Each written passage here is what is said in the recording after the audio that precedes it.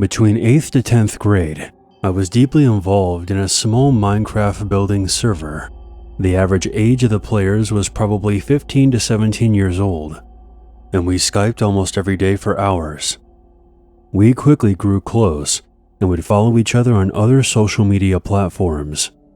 I became really close with one member in particular. His name was Peter. He was in the same grade as me, and I heard rumors that he might have had a crush on me. Rumors that he denied. I found the idea laughable, since we only knew each other online. We were in the same grade, but not in the same school, so I brushed it off, and things were okay for a while. But eventually something felt off. During our conversations, I started catching him in small lies, which bothered me. Deciding it was time to distance myself, I stopped talking to him. A few months later, after no contact, Peter texted me out of the blue. He said that he might transfer to my high school to qualify for an in-state college tuition. His plan was to live alone and support himself while still in high school. My stomach dropped.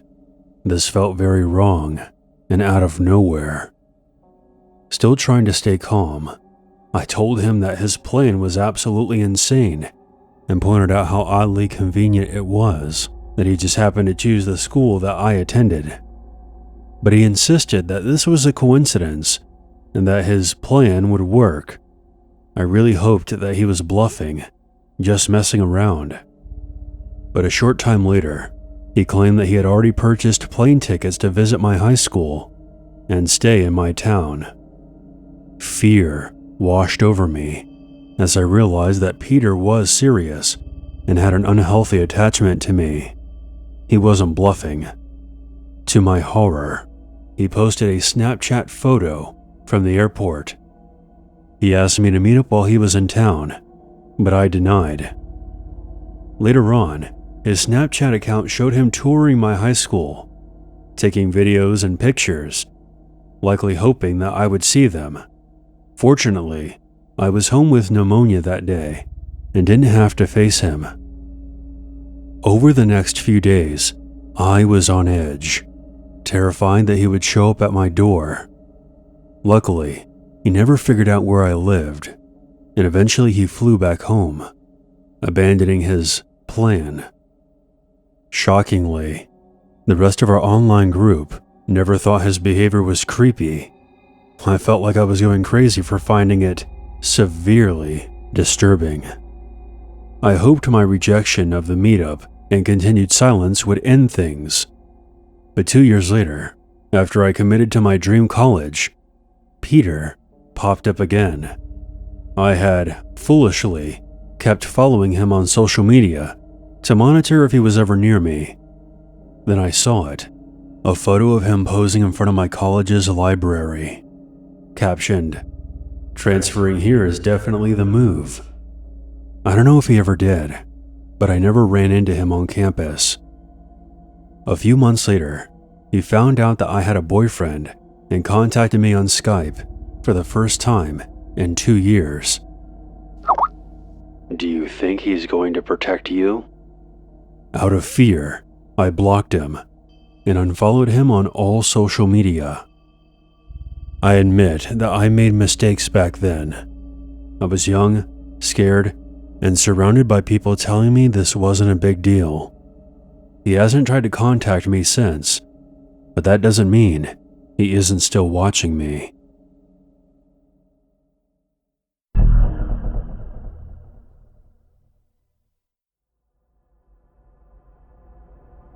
Over the weekend, I checked my Skype account for the first time in months. I had a contact request from the username Young Love Money. Curious, I added them to see more of their info. It didn't reveal much. Later that day, the account tried calling me. I didn't answer. I had zero desire to speak to someone I didn't know. Then the rogue account sent 5 messages. "Hey. How are you? You there? What's up? Hello?" Another call came through, then another, and another. The account kept changing its username as well. The calls came every 5 minutes or so. Soon, the messages turned angry and sexual. What the fuck? How come you're not answering? I can't stop thinking about how I'm gonna fuck you. I want you to see what it looks like. There was more, but you get the idea. I blocked the user, but the calls and messages persisted from other accounts. I just ended up logging off my computer. My boyfriend was coming over that night, and I would deal with this later. Later on, my boyfriend and I went to my father's house to watch a football game with him and some other family members. He and my mother had split up some time ago. He now lives with my brother, his current wife, and her son. While I was there, I was now receiving nasty text messages on my phone. On the drive over, I had told my boyfriend what was going on with my Skype account, and I was now getting the same kind of messages on my phone. He suggested I call a number to see who picked up. I did. And here's where things get a bit fucked. My stepbrother's Skype started ringing.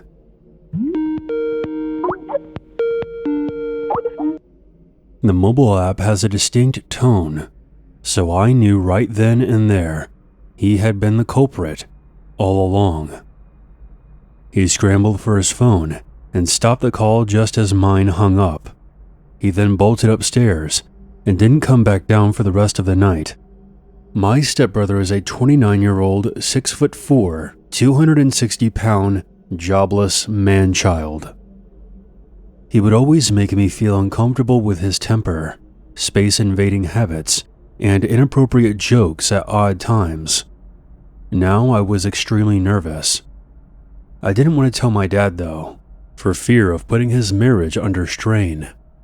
Plus, I kinda knew his mom would side with her son anyway, and act like he had done nothing wrong. She's part of the reason he behaves this way. My real brother, who also lives there, has had some issues with him as well. But nothing ever gets done about it. My stepmother just laughs and says, "Oh, he's just giving you a hard time." Of course, my father is next to useless when it comes to this situation, which is super painful because my brother and I genuinely care about him a lot. My stepmother claims that her son has emotional issues and can't work because of his condition. I guess we're going to have to add only child syndrome to the DSM-5. Imagine being married to a woman who has a 29-year-old son who throws temper tantrums until he gets his way, and she always brushes it off like it's nothing. Now, hold on to your pants, because we're not done yet. Not by a long shot. There's more to this jigsaw puzzle. And if you're thinking that this is a story about my creepy stepbrother, you're only half right. The true horror of this story is my father's absolute failures, plural, when it comes to his relationships. My dad bends over backwards to avoid upsetting his wife, even at the expense of his own children. We had major issues with his last wife, the one he married after divorcing my mom. She turned out to be an attractive drug addict and a cheater. There was a time where he stopped seeing me because his wife was jealous of me. If she didn't want him to go somewhere, he would just stay home, and he would be upset with my brother and I if we complained about it in any way, accusing us of trying to wreck his new marriage. Once she was involved in a hit and run and claimed that I had borrowed her car and I was the one who did it. My father backed her up, telling me to stop lying and confess, but the police were able to prove that it was in fact her behind the wheel, not me. So yeah, my father is a bit of a fucking moron, and it took quite some time for our relationship to mend after that. My dad is fine with his current wife's son living there, because he's been sold on this condition from the start. Here is another fun fact.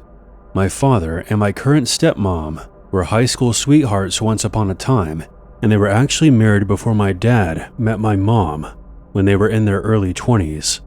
Things didn't work out, and they ended up divorcing. 30 years later, they run into each other at a gas station and began dating again. They eventually remarried this past August. I actually get along with her quite well, and she is very good to my father. She just has a messed up son who's going to ruin everything.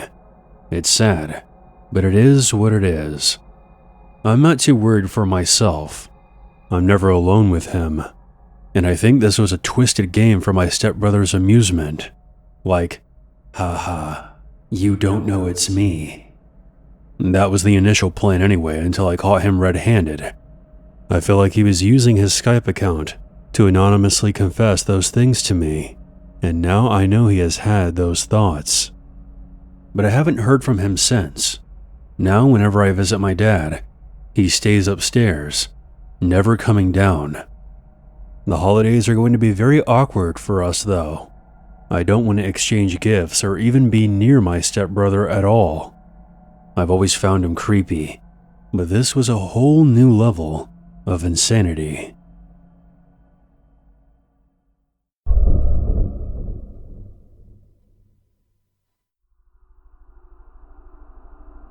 This is a story about learning things the hard way. You can roll your eyes and point out all the bad decisions I made, and you would be right. But I would argue that good decisions can only be made with the knowledge of bad experiences. Let me start from the beginning. I'm a female, and I once had a friend who I thought of as a brother, someone I could talk to and trust with my deepest secrets. I met him at school during a sports day in my 4th year of secondary school. We'll call him Joshua. It was the last day before the holidays. We hung out with a group of others. We were laughing and enjoying ourselves. Afterward, we exchanged Facebook info. He didn't message me until midway through the holiday break, just saying hi and checking in. I was quite a bit of a loner back then, and I hadn't had a real friend since primary school, so I was flattered. We started talking on a regular basis. Around this time, I was moving houses, and he mentioned that he only lived 10 to 15 minutes away, meaning that we could hang out sometimes. I was excited. I had never had a friend over before, so it felt like a new experience. A year later, we were best friends. We discovered our mutual interests, walked around town, went to movies, swam, shared secrets. We did everything. But this is where things take a turn for the worse. He wanted this to be something more, but I just didn't have those feelings for Josh. In fact, I had a boyfriend named Charlie, and Josh was aware of this. He insisted that Charlie didn't treat me right, that I wasn't meant to be with him, or was talking behind my back. When I asked for proof of this, he would go silent and not say anything. Hindsight is always 20/20, and looking back, I'm a bit embarrassed of the position that I put myself in. I admit that I friend-zoned Josh hard, and it was causing problems. But at the time I didn't seem to care that much, and in fact I found him to be annoying. He kept trying to join Skype calls I would have with Charlie, who I rarely got to speak to between his job and my studies. We usually declined Josh joining, and he would get upset, messaging me, "If you were really my friend, you would let me join," only to apologize 30 minutes later for being childish. All of my online friends, including Josh, knew that I was a big-time gamer. I recently started playing a new game that I didn't want to tell Josh about. Because of what was going on at the time, I didn't want him following me, even in cyberspace. He had done this twice before, always nagging me to play together. I found a great guild, raiding twice a week for a few hours, and things are going great. A week later, Josh found out through a mutual friend, signed up, and joined my guild. I knew it was him. He always used the same username. Apparently he was trash-talking me behind my back, harassing female members, and just generally annoying everyone. He thought everything he said was hilarious. Every other sentence was a bad reference. He would disrupt our raids by joining our voice channel and blasting loud music. He was eventually booted. Frankly, he got what he deserved. After he had been bad-mouthing me behind my back and deciding enough was enough, I called him on Skype and ended our friendship. He didn't take it well. He cursed me out, threatened to leak all my secrets to my friends, and said that he would ruin my life. I hung up, blocked him, and thanked God that he was gone. Or so I thought. I had forgotten that he knew where I lived. I've been avoiding him for a month, prioritizing time with my guild, and just not wanting to deal with him. 3 weeks after cutting him off, I noticed something disturbing. I'm a diagnosed insomniac, and sometimes I gaze at the street lamps outside. That's when I saw Josh standing under the street lamp closest to my house. My room has a balcony outside the window. It's easy to climb, with its ledges and pipes. I've even snuck down that way before. I usually kept my window open because my room is so warm at night. At the time, I didn't have a fan, and the AC unit was broken, but that week had been freezing, so the window was closed. 15 minutes later, I saw him approaching my house and started climbing. I was so grateful that I had closed the window that night. It would have been easy to slip through otherwise. I turned off my monitor and sat there in the dark, shaking, with my teeth chattering, but still trying my best to stay quiet. I couldn't leave my room. The creak of the floorboards would have gave me away, and he could easily hear me from the balcony. I could not scream for help either. My mom was out drinking, and my younger sister was at my grandparents' house. I was alone, and watched in terror as he approached the window. He tried opening the window, but it wouldn't budge from the outside. So he just sat there, staring into my bedroom. It became a waiting game. Minutes felt like hours. I had this awful feeling that if I made any noise, he would leap up and smash his way through. Around 5 a.m., my mom's car pulled into the driveway. Relief washed over me. She actually saw Josh and began yelling at him. I heard him scrambling back down the pipes. She initially thought that I had invited him over, but when I explained to her what was going on, she hugged me and said that she was glad I was okay. We called the police, but they said they couldn't do anything since he hadn't assaulted me. It's been a year and a half now. I haven't seen or heard from Joshua since. He just simply vanished. Maybe that's for the best. Wherever you are, Joshua, I hope you got some help and moved on, because you came extremely close to going down a very dark path.